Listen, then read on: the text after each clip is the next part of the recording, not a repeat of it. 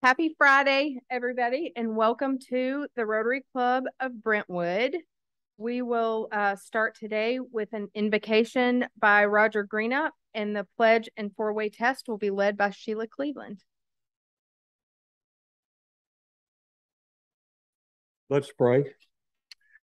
Father, we give you thanks for all of your blessings, for your goodness, and just continuing grace that's new to us every day. Thank you for this community in which we live and this country. And we pray for the members of this club. We thank you for the guests that have come today. And we just pray that we'll continue to put service above self. And at this time, we lift up the members of our club who have health issues and need prayer, and especially your healing hand. Bill McCarthy, Dan Jordan, Leon Partain, and Bob Bellenfant. We pray your blessings upon each of them and their family. Thank you for the food that's been provided. And just thank you for this day again, for all your blessings. In Christ's name we ask it. Amen. Please face the flag with me, and I'll lead you in the Pledge of Allegiance. I pledge the allegiance.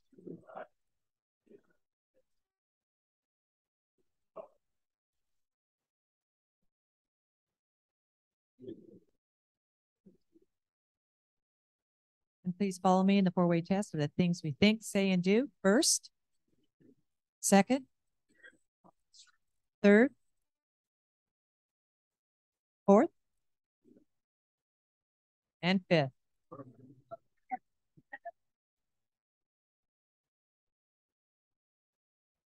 Now we'll ask our club secretary, Steve Hammers, to introduce guests. All right, we've got several guests today. The first guest we'd like to introduce, we're going to have Bob Sinclair introduce his guest.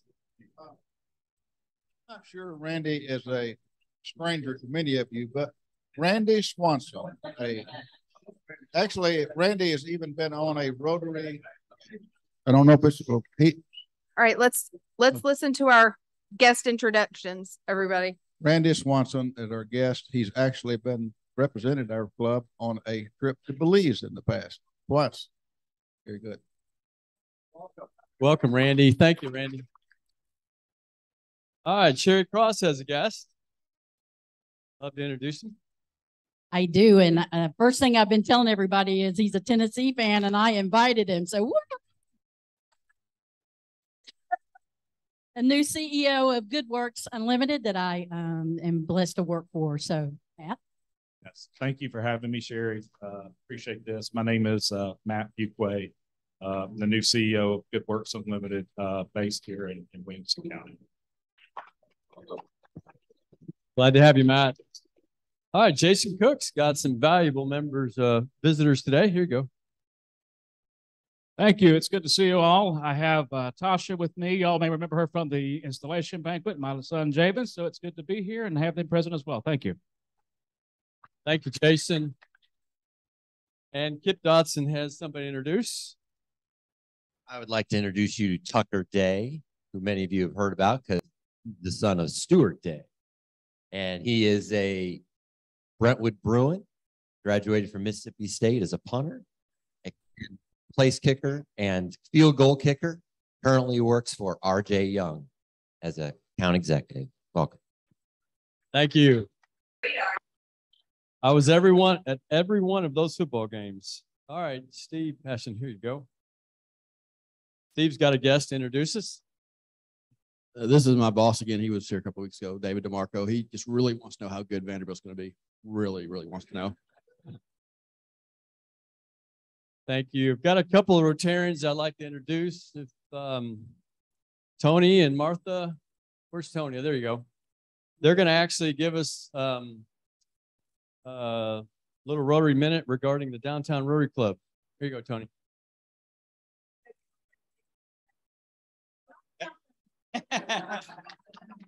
Know your role.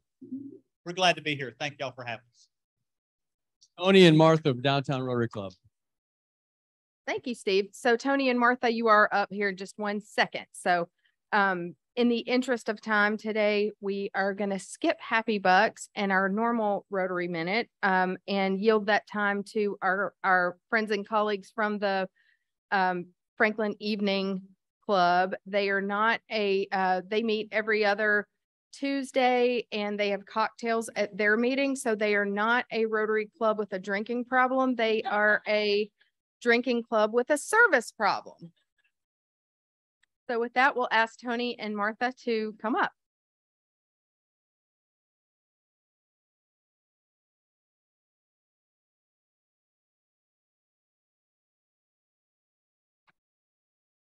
Again, thank you guys for having us here. My name's Tony Honeycutt, and I'm with Martha Harvey, and I'm over the events for this project we're going to tell you a little bit about, and Martha's over the sponsorship. But we're the Downtown Franklin Rotary Club. I've got a video that's playing in the background that'll tell you a little bit about it. Can you pause for just a second on it? But anyways, let me just give you a broad intro. What we're doing is, I'm sure you may have heard about LEG's Dream World, which is an inclusive playground that's coming to the Southeast Community Center that's going to be built and open in 24 in Franklin, down by the Goose Creek exit. And we've got a small one at Pinkerton Park, but we don't really have an inclusive playground. And I know you guys were big involved with the inclusive playground here in Brentwood that just recently got erected. So we thought we'd want to come and share what we're doing and see if you guys would like to jump in and help us out with our efforts to provide that same amenity to the Franklin community. But what we're doing is a new service project. It's called Rollick and Roll. And so what it is, it's like a field day. So back when we were all kids, because we're all still kids at heart, you had field days at school, and we're not making it to where it's a head-on-head athletic type competition. There are some memory things, there are some skill challenges, and there are some traditional home run derbies, things like you see on the slides now, soccer relays, golf. We've tried to cover a number of different activities and so forth, but there's also things like a matching tiles game and a Jenga game, which challenges you mentally as well too. It's all against time. The teams are made up of 8 members and 1 alternate. So we're asking for people, and Martha will go into this a little bit further, but we're asking for people to present teams. If you can't gather a team from your company or your family or church or your school or whatever it may be, we've got nonprofits that would love to participate, that you could sponsor them. Or you could just be a sponsor and get some name recognition for the event, the lead up, as well as the day of the event. It's September 17th at Fieldstone Park in Franklin, right off Hillsborough, and starts at 9 o'clock and goes till about noon. So you want to show the video? This was a trial run we did about 2 weeks ago, just showing some of the activities.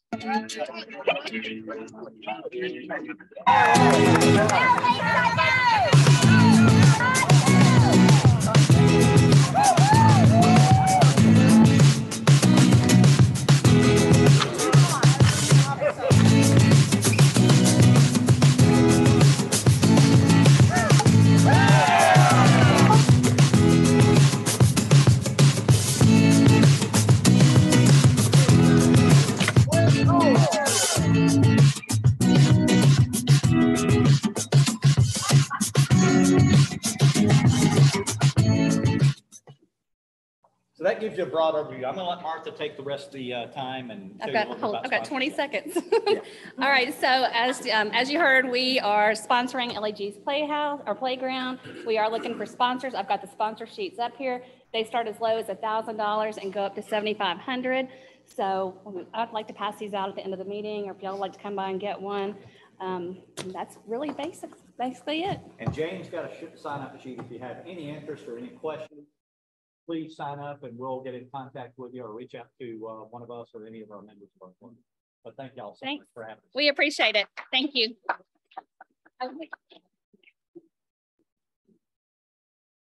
Thanks, Tony and Martha. That cause is obviously one that is near and dear to this club's heart. So Larry Kane is going to come up and chat with us real quickly about our upcoming golf tournament.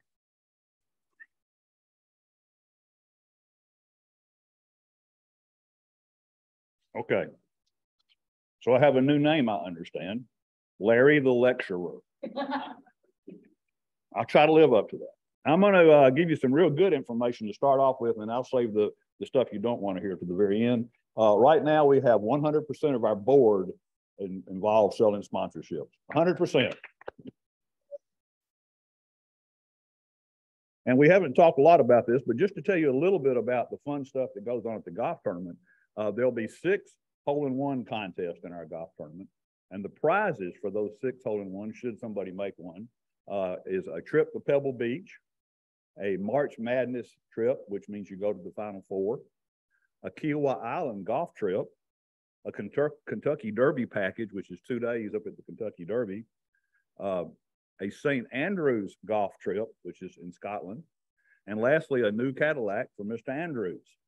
So you can see there's a lot on the line for these guys out there hitting that ball and trying to get it in the hole on those par 3s. A lot of fun. The 6 people who get the closest to the hole and don't get it in, the 6 of those will take a 1 shot at the end of the tournament for $1 million. So we'll have a big crowd of everybody coming out there. It'll be on the 18th hole so everybody can see it. And these 6 guys will hit a shot trying to make $1 million. So there's a lot of fun stuff that goes on that day, a lot of stuff for our players. And I think it'll be a great day for those. We will also have the Stretch Lab, which is one of our sponsors there. They're going to have 6 tables out where they will stretch out the golfers before they play if they want to, or if they get through, if they want to be stretched out, they can. So that's a little bonus for the golfers and to be there. And I'm sure the workers can probably get there too. So if you're a worker and you want to get stretched out, come on and get stretched out. So here's some more good news. David Carden, Jared Tanksley, Larry Faust, Steve Grissom, all had sales this past week. Now, here's the good news. Larry Faust had 2 sales and has 2 more coming, he tells me. Jared had 2 sales, and you know how many more he's got coming, a lot more. Steve Grissom in the last 2 weeks has had 4 sales, and he told me he's got more coming. So for those of you who say, well, I just can't sell anything, you can. And Grissom and Faust and Jared prove it. So get to work. We're 81% of our goal. The tournament's 3 weeks from Monday. We have 33 members who have not sold anything. So don't be one of those 33. Thank y'all.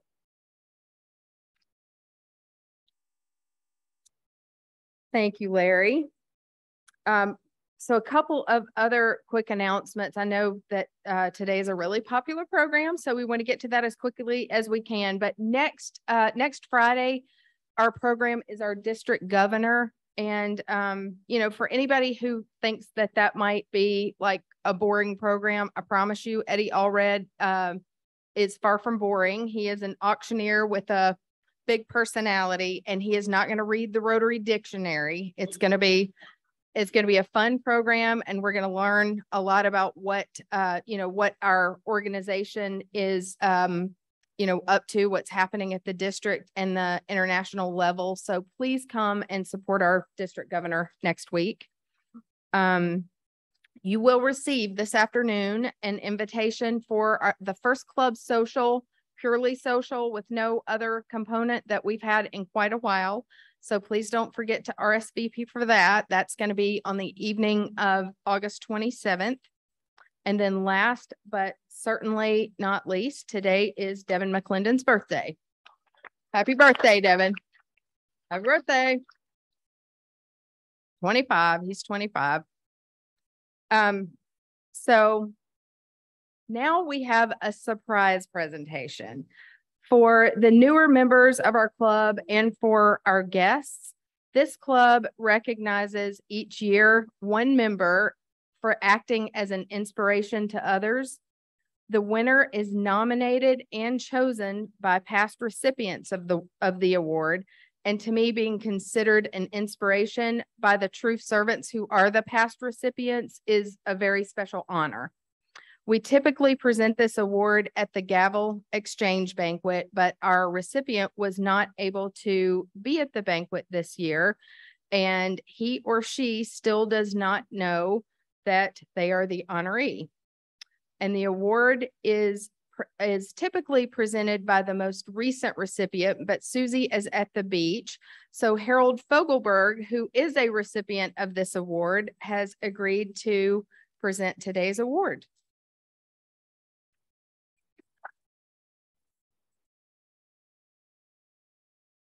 Thank you, Jane. Today we are proud to award the Dan Askew Inspiration Award. Dan joined our club in 1982 when he was very involved in the mortgage industry. Coincidentally, I too was involved in the mortgage industry back then, and I got to know Dan pretty well when he joined our club. He was an inspiration to his fellow Rotarians with a can-do attitude.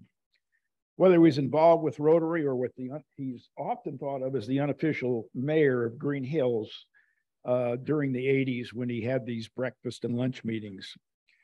During his struggle with cancer, he had to quit Rotary for a while. But when he ran out of options to cure his cancer, he turned back to Rotary and his friends in this club, and he rejoined our organization until he passed away in 2014. During those particularly difficult times in the last several of his years, Dan was always very positive, very upbeat, and very gracious and grateful for his life. Each year we recognize another Rotarian in this club who has the can-do attitude, which was embodied by Dan. This year's recipient has never been one to say no when asked to give back to the community and to our own Rotary Club. I am proud and I'm honored to be able to introduce to you this year's recipient. This year's recipient is a past president of our Rotary Club. This year's recipient is also past president of the Board of Trustees for the BRCCF. This year's recipient comes from a long line of Rotarians who joined our club, and he's been with us over 40 years. This year's recipient is willing to volunteer to lead programs, advise new Rotarians, and participate in activities. Please join me in honoring this year's recipient, Richard Dick Dickerson.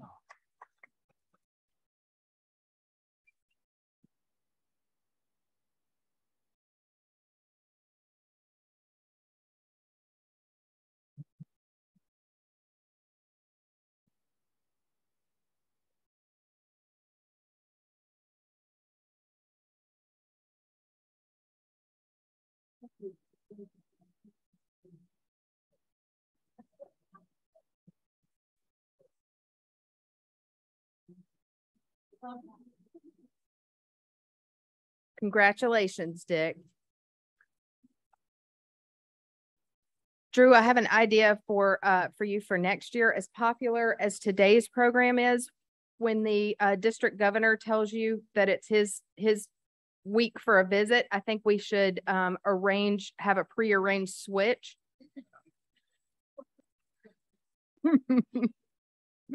Okay, so having said that, I'll now ask Hunter to come up and introduce today's speaker.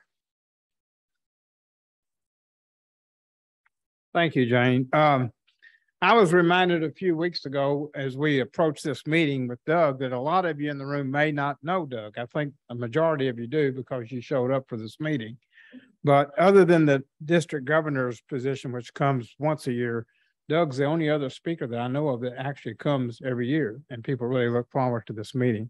So that being said, I'm going to give you a little bit about Doug. I've known Doug for over 50 years, I believe. We go back to the Vanderbilt days, but Doug has been a longtime football personality in Middle Tennessee. He spent more than a dozen years behind the microphone of successful shows focused on college football and the University of Tennessee. Mathews spent 10 seasons as running back coach and defensive coordinator for the University of Tennessee from 1980 to 1989, and he worked on the staff of legendary coach Johnny Majors, as well as he developed a close relationship with Phil Fulmer. Mathews' coaching career began in 1972 when he coached defensive backs at Northeast Louisiana. His coaching career included stops at Weber State, Louisville, and Virginia Tech. In 1991, Mathews retired from coaching to spend more time with his family. And that same year, Mathews and his wife, Pat, founded Doug Mathews Team Sports in Nashville. They ran that successful business venture until their two sons began operating Mathews Team Sports in Franklin in 2012. Doug was born and raised in Pitcher, Oklahoma. He starred in 3 sports in high school before signing a scholarship to play football at Northeastern Oklahoma A&M. While at Northeastern Oklahoma A&M, Mathews earned a selection on the All-American team, as well as being named the National Junior College Player of the Year in 1967. As a sophomore, he helped lead the team to the 1967 NJCAA National Championship with a 9-1 overall record. In 2008, Mathews was inducted into the Northeastern Oklahoma A&M Sports Hall of Fame. Following his graduation from A&M, Mathews transferred to Vanderbilt, where he handled tailback and return duties. He led the Southeastern Conference in rushing during his senior year in 1969 with 849 yards, becoming the only Commodore to lead the conference in rushing. This included a 214-yard performance against Tulane.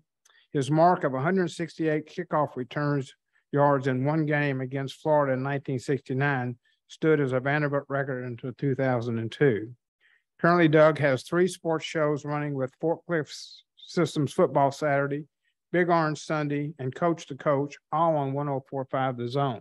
It's my pleasure to introduce Doug Mathews, my friend.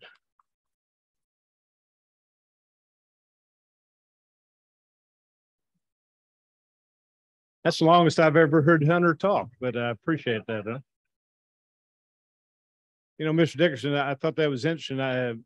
Just real quickly, one of the best acceptance talks I've ever heard. When John Ward retired as the announcer of Voice of the Balls, they had a special day for him, and I don't know, 8,000-10,000 people there. So he got all these glowing attributes. So they asked him to get up and talk, and he got up and he walked the microphone and said, "It's time." Turned around and sat back down. So those are the kind you like to see. You know, I've been to this club several times, a couple of other Rotary clubs. I was sitting there thinking this thing today. I'm glad they didn't have that in our coaching staff meeting rooms where we got to go out recruiting, because I don't know if any of those could be answered in the affirmative on it by. Real quick, you know, I was driving in here today and I happened to go past, I live over in the Grassland area, and I went past 4, well, I guess 3 Brentwood schools and 1, whatever Grassland is. It may be a Brentwood school. I'm not sure. But have you ever got where you'd like to be in a meeting sometime? Wouldn't you like to be in that meeting with the school board when they said, I tell you what, let's open school this year on a Friday and let's just go half a day today. I mean, do you think anybody said, well, why are we just going to go half a day? You know, because all these parents are now out having to try to pick up the kids and all that stuff. So that's what's going through my mind as I come over here today. But anyway, I don't have a lot to do these days. Let me put it like that. You know, I was looking at the schedule here. Of course, I knew it. And some of the things you were talking about there today. I mentioned that I started my coaching career. I was 25 years old at Northeast Louisiana. I was in Monroe, Louisiana. And it is now the University of Louisiana Monroe. They took out the Northeast away from it. Used to be the Indians. They're not the Indians anymore either. So, but I was looking where Alabama plays them September 17th. Does anybody remember Nick Saban's first year at Alabama? I think they opened up with UL Monroe that year. They're one of the first in there. Maybe it was his second. It was his first year there. But just I bring that up just to go show you that how these schools, that's a little old bitty school in Monroe.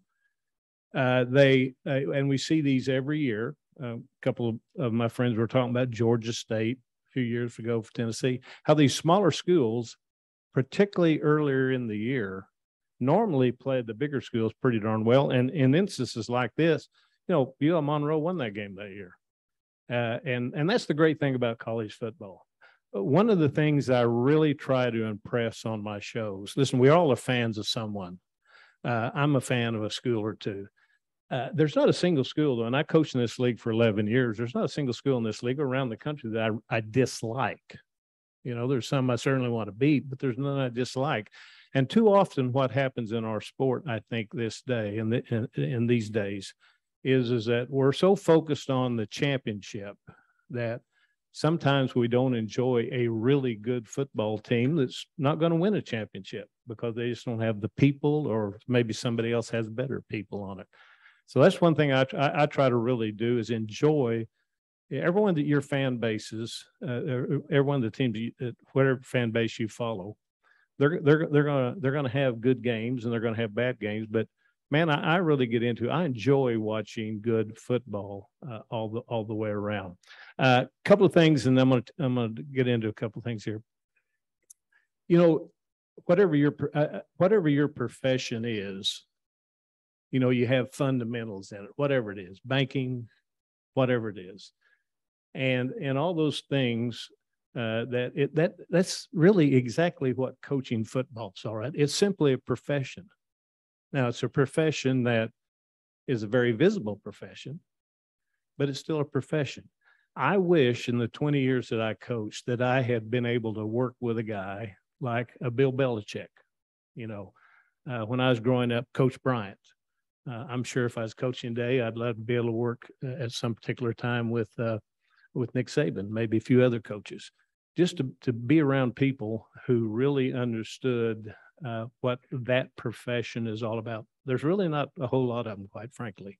I worked with an excellent one at Tennessee, and John Majors, but there's very, very few people, just like in your profession, who are at the top of the profession. One of those is Bill Belichick. And one of the things that I really try to look at myself at quite often is, you know, his famous phrase. I wish I'd known this when I was coaching, because it kind of cuts the heart of everything. His famous phrase is, do your job. Whatever your job is, that's what he tells his football team. Are you the running backs coach? Then do your job, coach running backs. Don't worry about what quarterback coach is doing or defensive line coach is doing. And I found that was true when I got into business. I didn't know anything about business, quite frankly. I'd coached all my life, and I learned some lessons pretty quickly. But simply do your job, and those are the things that today I kind of wanted to talk about. There are a myriad. I'm going to open it up for questions a little early today, and then maybe end up later, because I know you got quite a bit of questions. There are so many things going on in the world of college athletics today. Not to mention just the football end of it. Name, image, likeness, transfer portal. NCAA is not going to be anywhere near what we thought it was, what it used to be. All those things are going on around you. But for football coaches starting this past week, and in some instances starting today, it really boils down to this. Do your job, which is coaching football and recruiting. There's nothing that an assistant coach, or even the head coach for that matter, can really do about all the exterior things going on out there. You can't worry about name, image, likeness right now. That's huge. I'll get into just a second about how it's has already, but it's even going to more so change not only the game of football, but every other college sport, I think. Transfer portal, you know, conference alignment. You know, we got a couple of new teams coming in the Southeastern Conference, got a couple of new teams coming in the Big Ten. That means there's teams leaving those other conferences. There's going to be teams going into those conferences. Bottom line, what every single football coach should be, and if they got the right head football coach, the right leadership, are going to be concentrated on, is simply doing your job, because you got a month to get your team ready for that first ball game. And if you don't have your team ready, that's what you're going to be judged on.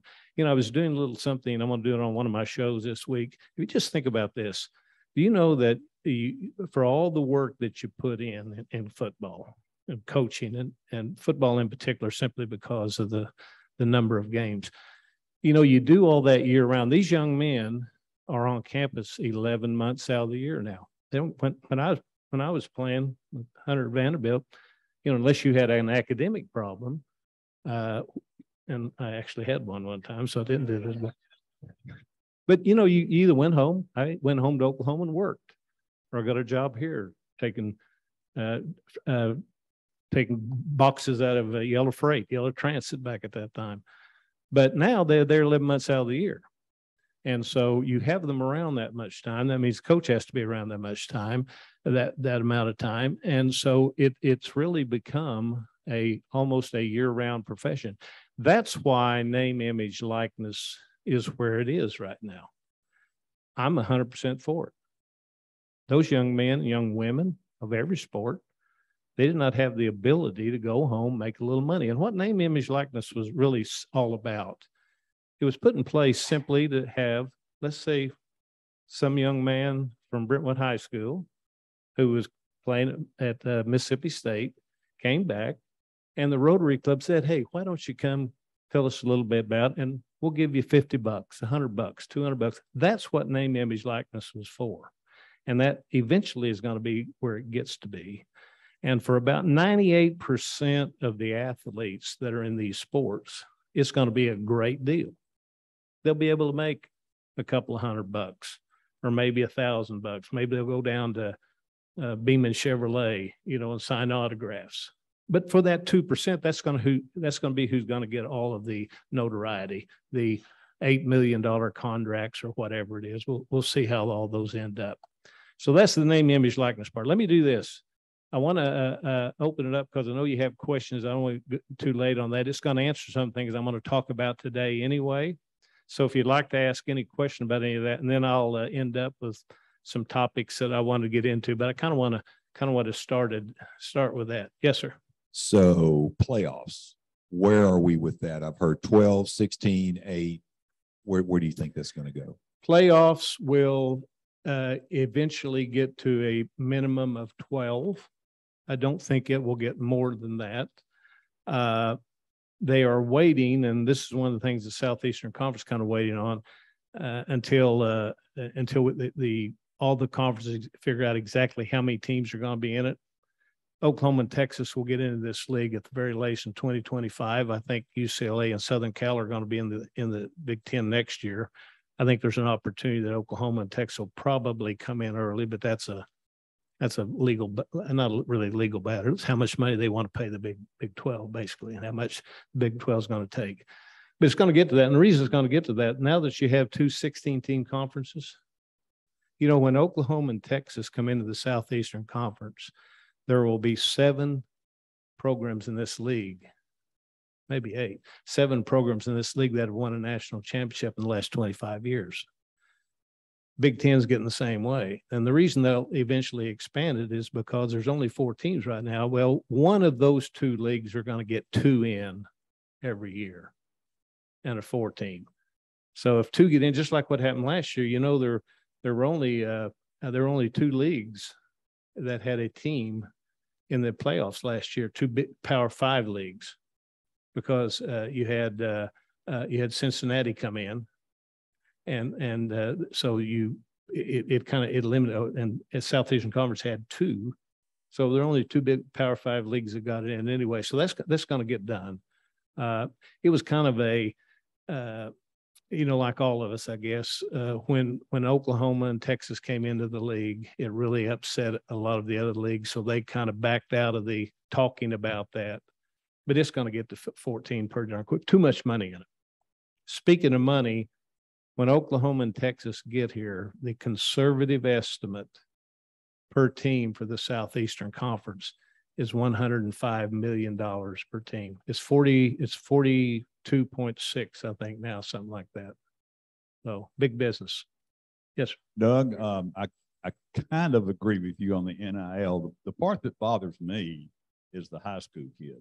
The 18-year-old is a senior in high school, and his name may be Manning, and he may get $8 million or whatever. What does that do to him going into college from an attitude standpoint and from a respect standpoint for his coaches when he's got this big wad of money of some sort in his pocket?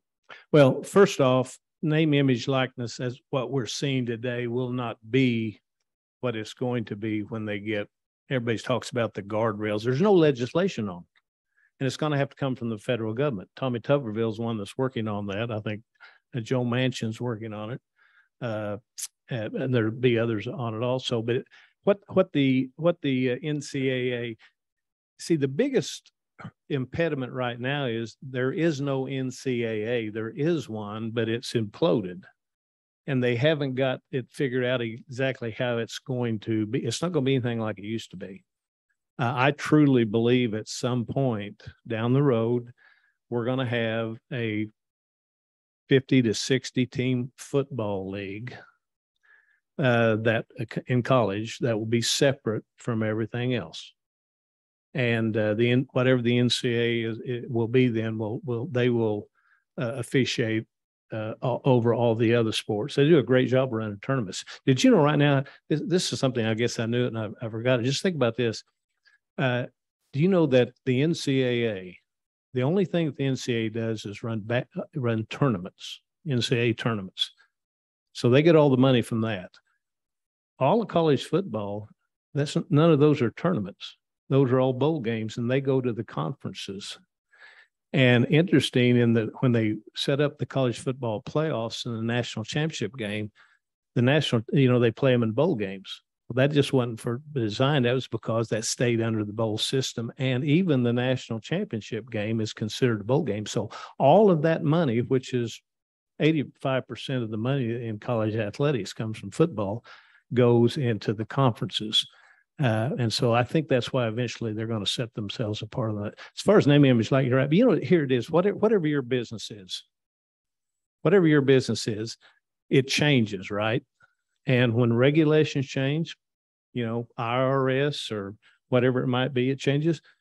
What do? You have to change with it. And that's the way college athletics is now. You may not like it. There's a lot of them that don't like it. That and the transfer portal, those are huge factors in college athletics now. And if you're not involved in those, if you're not utilizing name, image, likeness, and if you're not playing in the transfer portal area, you're going to get run over. Because it's just like you may not like it, but that you got to figure out a way to do it. And we've had so many changes. How many times over the years that I was coaching and, of course, talking about it, you always have every 5 or 6 years if something comes along and, oh, this is going to be the worst thing that ever happened to college football. Worst thing that ever happened to college athletics. Everything I've seen, it keeps getting better and better and better. Maybe better is not the right word, but get bigger and bigger and bigger. And that's kind of where we are right now. Those are some of the things we're going to be able to approach. What's happened with name, image, likeness that will be corrected is it was never, ever intended to be able to be used as a recruiting inducement. It was supposed to be that if you go to school X and you're a player there, you can make money representing that university or somebody who represents that university. But then it got into the recruiting realm. And there's going to be some people, I don't know how deep they'll go on it, but there's going to be some programs that are going to get at least the potential to get hit pretty hard because some of them have really stepped over the lines. One final thing on the name, image, likeness. What happened was Tennessee was one of those states. There were 18 states that took the suggestion of the NCAA and came up with their own state laws restricted name, image, likeness. Tennessee's one of them. So this is what you can do. Well, what happened is the other 32 states didn't have any. They could do anything they wanted to do. So what you're seeing now is you're seeing states go back in. Alabama just did it. I think Texas might have. They go back in and they're rescinding those laws because they were only restricting those schools. So the schools that had the states that had name, image, likeness, their schools were under a set of rules. The ones that didn't have it, they were under no rules at all. So that's why we eventually got what the NCAA wants and what they've been asking for. They want some type of restriction on if they can be sued, because that's a big thing. Because anytime they restrict a player from making money, they're probably going to get sued, and that's going to come at some point. So, yes. Two kind of narrow questions. Do I understand you to say that the Pac-12 is probably no longer going to be on a par with the former Power Five? And then an even more narrow question: what do you think about Utah versus Florida as an opener? About who? Utah playing Florida. Well, first off, let's just hit that real quick. There's two conferences out there right now that are kind of competing for what's left. SEC is in really good shape, obviously. Big Ten's in really good shape. If Notre Dame decides to do something, that's the only coveted school that's still out there. And I'll explain why to you in just a second. The ACC is in pretty good shape right now, but the Big 12 and the Pac-12, I mean, you lose, what does Bill Walton call the Pac-12 all the time? The Conference of Champions. Well, about 40% of those championships just walked out the door, and they're going to the Big Ten right now. I think what will happen on that, and this is what the college football world thinks is going to happen. It was pretty much a done deal before they started discussing this between those two commissioners, that Arizona and Arizona State would move to the Big 12. There is no question that Oregon and Washington in particular are really trying to get into the Big 10. But the problem with all these things come when you're looking at expansion, just like the Southeastern Conference. All right, every team, let's just take this year, every team made $45 million, right? If you bring in another team, from another area, they have to be able to bring in the media rights, $45 million with them, just to break even. That's why Texas and Oklahoma do that, but other schools do not. And if you look at it from a Southeastern Conference standpoint, who would you really add that's going to bring in those players? Talk about Clemson, yeah, but they've already got South Carolina. I'm talking about the media market. Florida State, yeah, but they've already got the University of Florida. One that makes sense is the University of Miami, but the problem with all the ACC teams, their media rights by contract goes through 30-36. So if you leave that conference, all the money that you make on the media rights, I see they come in the SEC, would go back to that conference. So as far as Utah, I think Utah would be a great get, but the problem Utah has, are you from Utah? Well, I coached at Weber State for 3 years.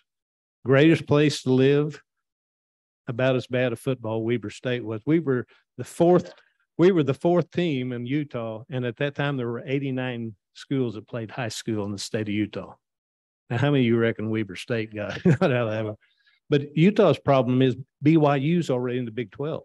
And as you know, BYU is, some would say is the state university, even though they're not the state university from a media deal. But Oregon, you would think that Oregon is going to go somewhere because one guy, Phil Knight, Washington, but there's really not, the governor's involved out there now, with he's basically said that if he's probably going to try to look at what they can do with UCLA, but there's not much they can do there. But they're going to want Cal to go together because they're a state university. So kind of what Virginia and Virginia Tech did several years ago when they joined the governor got involved in it, when they joined the ACC. Yes, sir. Two questions. The first one is, when we talk of the NIL, a lot of people think that it's just going to be the people with the most money are going to get all the best players. I guess, how would you balance that versus, well, these players, if they're, thinking future, they're going to try to go to the league. How would you balance out that between going and playing for coaches? I think that's something that's really overblown. There certainly are going to be some, but there's people I grew up in Oklahoma. I'd have given my right arm to be able to play at Oklahoma. I don't care how much money they gave me. So there's certainly going to be some of that. That's really happening more in the transfer portal than anywhere else on that. But the fact of the matter is, and let me just kind of explain to you the way these collectives work. The best example I can give to you, maybe there's a nonprofit that I donate money to the Wounded Warriors. So just think about one of these collectives being like the Wounded Warriors. Take Tennessee. So many Tennessee fans are going to give $20 a month, $10 a month, whatever it is, to go in this collective. And then that collective is going to take that money and use it for name, image, likeness. I think that's eventually where we're going to get. There are some big money people that are going to get into it, but most of those are on the sideline right now at many schools because they still haven't come up for a way for that to be a nonprofit. where you can get whatever write-off you're going to get. So some of the big monies, you know, when I say big money, there's some people out there who give, there's some Tennessee people I know who give $2-3 million on the thing when they get to that point. But my second question is, so for example, with the Big Ten, they just added, you know, UCLA and USC. When you think of the other sports that play more than one game a week, how challenging is going to be for the student athlete if they have 2 games a week to go from Ohio, for example, out to California, and how are they going to manage that? I think it's even more so than that, they go from New York to California. Yeah. You know, there's a Big Ten team in New York. That is a problem, but honestly, no matter what they say, there's one thing that drives all this, and it's football, and it drives it all. But it's going to be, you know, I'm guessing just from knowing how it kind of works. When they go out there, they'll probably take a couple of different teams with them. Maybe they'll take the volleyball team, the swimming team, the men's basketball team, women's whatever. I would think that'd be what they do. Maybe they'll be out there and play.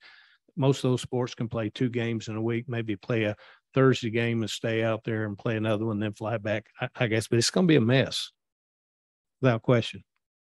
Yeah, Doug, you know, nobody cares about the Pac or the Big Ten. We want to talk some SEC East and West. Your predictions. Don't be doing that Mississippi State stuff, Tucker. Well, let's get into that right now. I normally start anytime I talk about the Southeastern Conference starting the year. If you're looking to talk about championship, here's the thing that's just written in stone. And I do this with the teams that I follow. I do this with the teams I talk about. If your team, you play 8 conference games. If your team can't win 6 of them, you're not going to go to Atlanta. All right. So can you win 6 games? Look at this schedule.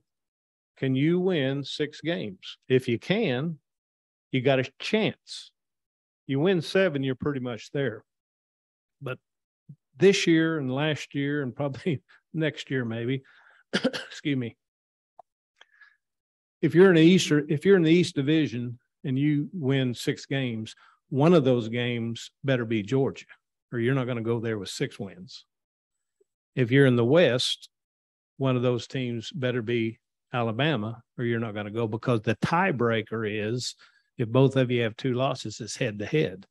So not only does your team need to be able to win 6 in the West, they better beat Alabama, and in the East they better beat Georgia, because I don't think the likelihood of Georgia or Alabama losing 3 games is very high. Going into this year, Georgia and Alabama I'm just talking athletically. It doesn't mean they can't get beat. You know, Texas A&M beat them last year, and everybody talked about what a great job that was. You know, Texas A&M lost 4 Western Division games last year. Think about that. They were good enough to beat Alabama, but they were 4-4 in the league, and they lost to 4 Western Division teams. So not only do you have to beat those guys, you got to get to 6 too. Georgia and Alabama right now, athletically, they've done such a good job recruiting. There's 14 teams in this league right now. 10 of those programs have coaches who will be going into their 3rd year or less. They haven't built their program yet. They haven't got a full group of players that they recruited and have coached them the way they wanted to coach them. There's 4 teams that have, and of course, Georgia and Alabama are 2 of them. You know, Kentucky is one and Texas A&M is the other. So I would say it's Georgia, certainly, Alabama, and I don't know if there's a 2 anywhere in there. It's very hard for me to believe, from following the Eastern Division as closely as I followed it over the years, for Florida not to be good, but they might not be. I don't know. But there's probably 4 teams there, maybe 5 teams that would have a chance to be that 2nd team. And I think pretty much the same way in the West. You know, there's some good teams out there, but none of them are up where those other 2 teams are, in my opinion. It's simply because of players. They got better players. R.J. Young ran the copier business because they had a lot of great products and some decent salespeople. And a decent manager, by the way. So Yes, sir. So thanks for coming. Two quick, somewhat unrelated questions. So if hindsight's 2020, your gut instinct based on the, we'll call it the Power Five realignment that we've seen so far, who made the better decisions, the SEC or the Big Ten, based on the teams they brought in? Regional bias plays a little into it, but and we're talking strictly football here now. Listen, that's one thing about and I know a little bit about Oklahoma because my whole family is out there. You know, Oklahoma's got I was visiting Coach Barry Switzer was in town not too long ago, and I met him for lunch. And his son's lives in Spring Hill, songwriter, and his wife was with him. And Coach Switzer won 3 national championships. We were sitting there talking about it, and his wife was the gymnastics coach at Oklahoma. She won 6 of them. So softball, perennial national championship as Oklahoma. Tech's going to bring the same thing. They're going to bring a lot more than just football into this league. But I think they did right now. They've done that. You know, one thing that I don't know if this played a part in it. You know, the Southeastern Conference now is spread out over what I think it'll be 10 states when this is all done. All those states are contiguous with each other. You know, they touch each other. So you could make an argument. You know, if you had to make an argument. You know, Texas and Oklahoma are kind of in the Southeast, you know, certainly more so than UCLA and USC are in the Big Ten area. But that's to be proven. The Big Ten is a strong program. They'll probably end up making more money per team than the Southeastern Conference does when it's all said and done. So if you could look forward, right, say 20 years, what happens to your non-Power 5 conferences? Well, we'll say specifically football, that are effectively left out of the realignment, a lot of the value of NIL? Do they separate and form a separate organization? They're going to be like they're probably still they're going to be like MTSU. They're going to be like East Tennessee. They're going to be like Memphis. Pick a team in Georgia, you know. And I wouldn't be surprised if some of these, if both the Big Ten and the Southeastern Conference, I don't know that they won't look at it at maybe eliminating teams. I don't think they will, but it wouldn't surprise me. I think what the Southeastern Conference will do when they get everything put in place, I think that they will do this, that they're going to go, okay, you're going to get $105 million from our university. If you don't, from the Southeastern Conference, if you don't match that within your university, then we'll give you whatever the university is willing to match. I think they'll eventually get to that. Yes. You had talked about NIL and organizations were going to cross lines, but my understanding was there are no lines. So who are the examples of crossing lines? Well, there are lines because what the NCAA was, and more importantly, really the conferences are running things now because the NCAA doesn't have any leadership. But even with all of that, the recruiting rules that were in place, it's one of the things Tennessee got in trouble for. The recruiting rules are in place. If you break one of those rules, and the recruiting rules have always been this: if a university gives an inducement for a player to come to that university, that is an NCAA violation. That's still true. Now they're going to have to prove the university did it, but every one of these universities, I wouldn't say everyone, but most of them have. The guy that heads up the collective at Tennessee, the Spire Group, is Charlie Anderson. Charlie Anderson's been on the board of trust. Hell, the athletic building is named for him. Now he's doing everything, I think, above board, but that's where they're going to come back on. And the schools that you've heard mentioned, I don't know that they'll have a problem, but I think some of those schools that have really been big in name, image, likeness, they're probably going to get some trouble. Now the question is going to be, at that point, does the commissioner say, hey, instead of digging up all that dirty stuff, we got it all set now, slap them on the hand and let them go? I think that's probably what's going to happen. No longer do you see, and you're seeing it in Tennessee right now with the allegations and this came out. 20 years ago, they'd probably given up a bowl game, probably 20, 30 scholarships, maybe even more so than that. But they don't do that anymore because what the NCAA has really got into, which I think is good, they don't want to punish the players that are there that didn't have anything to do with it. That's why they get so much more cooperation now between the schools, because they go, every one of those young men, and I think there were 15 of them at Tennessee football. Every one of those young men were brought in by the chancellor, who I think did a great job of leading this thing, by the way. I really do. She took the bull by the horns. Chancellors normally don't handle NCAA investigations. Donde Plowman did. They set them down. They say, listen, if you, and the NCAA sitting there with them, university president or chancellor sitting there, if you tell us the truth, you can stay here or you can go somewhere else. You lie to us, you'll probably never play college athletics again. So they have no incentive not to tell the truth. Plus the guy that did it's gone. So, but that's kind of some of those things. Those are big discussions that are out there right now. The NCAA now, if you really look back on it, in 1986, I think, when I was coaching Tennessee, they shut down the Southern Methodist SMU program. I flew out there. Every player was immediately eligible. I flew out there, and it was like a meat market. People trying to get players to come. We didn't end up getting any of them, but that ruined that program. But not only did it ruin that program, it hurt the old Southwest Conference in those days because they didn't have anybody to play against. So they're not going to do that anymore, which is probably pretty smart, really. So my other question was Notre Dame. What's your call on them? I think Notre Dame, and I'm not a particular fan of Notre Dame because when I was 8 years old, they beat Oklahoma to end a 47-game winning streak. But I've kind of got over that a little bit. I think they're going to stay independent, but they're probably going to end up getting a big deal. CBS is going to get back. CBS got out of the SEC group. I mean, that Saturday game that's taken over ESPN. I think they're going to stay independent because I think that's truly what they're.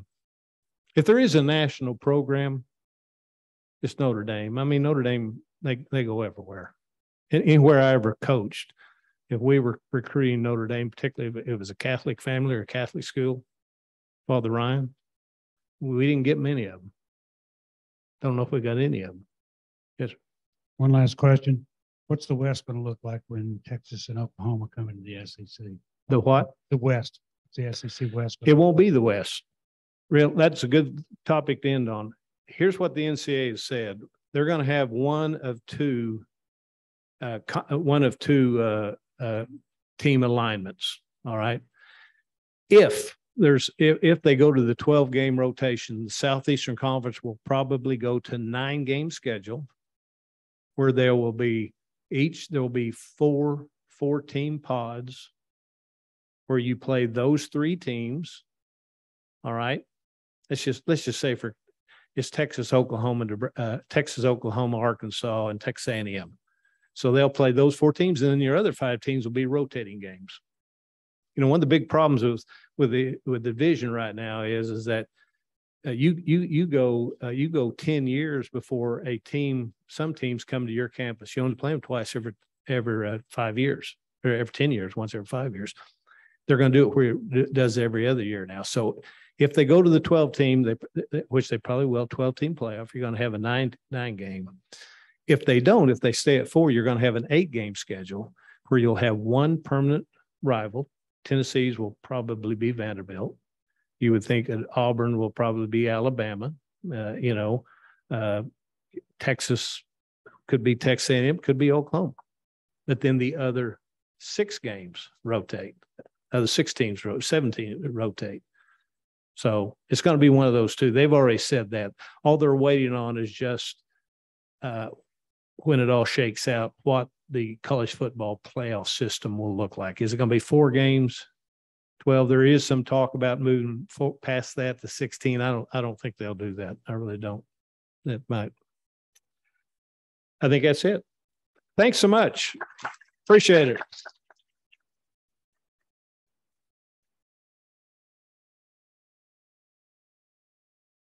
Thank you so much, Doug. As many times as you've spoken to this club, you know the drill. So we give you as a gift a pen with our club logo, and we ask you to sign a book about Rotary that we read to first graders. And when we read the book to the kids, we tell them about the speaker who signed the book. So I'll bring that and ask you to sign our book.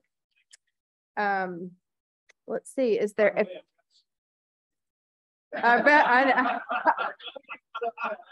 I figured you had quite a collection. Go ahead and do that. Sure. Okay. Got it. Will do. Okay. And if everybody will help put up the tables and chairs like we normally do. Is there, Zach, you have something and Tom has something. Susie Lindsay is in charge of volunteers for golf tournament. So if anybody wants to reach out to Susie, she can, even from the beach, she'll answer your email. Tom? BRCCF meeting. Perfect. BRCCF meeting in the conference room at 1:15. Thanks, everybody.